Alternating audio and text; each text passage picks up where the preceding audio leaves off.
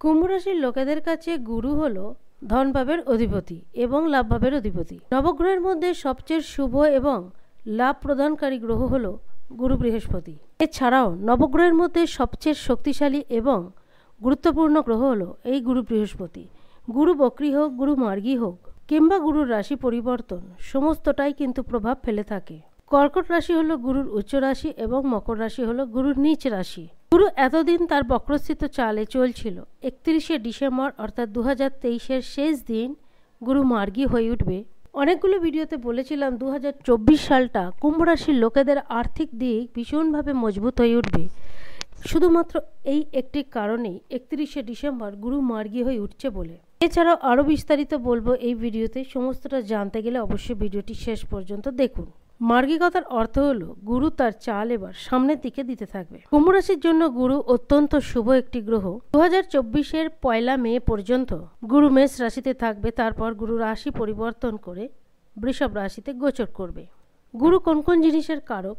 গুরু শুভ হলে ব্যক্তিকে আশাবাদী করে তোলে, ভাগ্যকে চমকে থাকে, সফলতা প্রদান করে থাকে, বিদ্যা দিয়ে থাকে, কারণ গুরু হলো জ্ঞানী গ্রহ। এছাড়া বিবাহ যোগ, বিবাহ, সমস্ত কিছু, সন্তান, সমস্ত কিছু গুরুর কৃপায় প্রাপ্ত হয়ে থাকে। কুম্ভ রাশির জাতকদের জন্য গুরু 2024-এর প্রথম থেকে অন্ততপক্ষে মে পর্যন্ত সময়টা ভীষণ পাওয়ারফুল পরিস্থিতি নির্মাণ করে থাকবে। দ্বিতীয় একাদশ ভাবের অধিপতি হয়ে তৃতীয়ভাবে মার্গী হয়ে উঠবে। তাই সাহস পরাক্রমতায় বৃদ্ধি ঘটবে, ভাই বোনের সম্পর্ককে মজবুত করে তুলবে।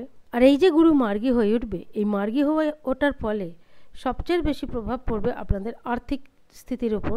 শুধু যে আর্থিক স্থিতি উন্নতি করবে তা নয়, আর্থিক দিকও কিন্তু স্বয়ং নিয়ন্ত্রণ করে থাকবে গুরু।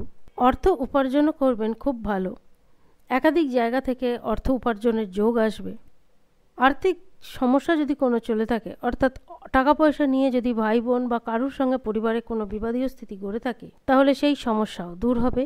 কারণ দ্বিতীয় ভাব যেমন ধনভাবের ঘর, তেমনি পরিবারেরও ঘর। তাই পারিবারিক সুখ শান্তিও কিন্তু যথেষ্ট থাকবে। কোথাও যদি কোনো অর্থ নিবেশ করে থাকেন, তাহলে গুরুর এই পরিস্থিতি তাদেরকেও সেই ইনভেস্টমেন্ট থেকে যথেষ্ট লাভ দিয়ে থাকবে। এছাড়া গুরুর 3টে দৃষ্টি রয়েছে। এটা হলো সপ্তম, নবম এবং একাদশ দৃষ্টি। গুরুর পঞ্চম দৃষ্টি পড়বে আপনাদের সপ্তম ভাবের ঘরের উপর। তাই দাম্পত্য জীবন যথেষ্ট সুখকর হয়ে উঠবে। সপ্তম দৃষ্টি পড়বে নবম ভাবের উপর। ভাগ্যের দিকটা মজবুত হবে, আধ্যাত্মিকতায় ঝোঁক বাড়বে। কোনো ধার্মিক অনুষ্ঠানে অংশগ্রহণ করে থাকতে পারেন, যেটা মনকে শান্তি দিয়ে থাকবে। এছাড়া যারা আপনার পিতা, মেন্টর বা গুরু রয়েছে, তাদের দিক থেকেও যথেষ্ট সাপোর্ট পেয়ে থাকবেন। এবং গুরুর নবম দৃষ্টি যাবে আপনাদের একাদশ ভাবের উপর। তাই যারা ব্যবসায়ী বা কারবারির সঙ্গে যুক্ত, তারাও সেদিক থেকে যথেষ্ট লাভবান হয়ে থাকবেন। যে কোনো কাজে ভাই বোনের দিক থেকেও একটা সাপোর্ট পেয়ে থাকবেন। এই সময় কুম্ভ রাশির লোকেদের আত্মবিশ্বাসও থাকবে যথেষ্ট।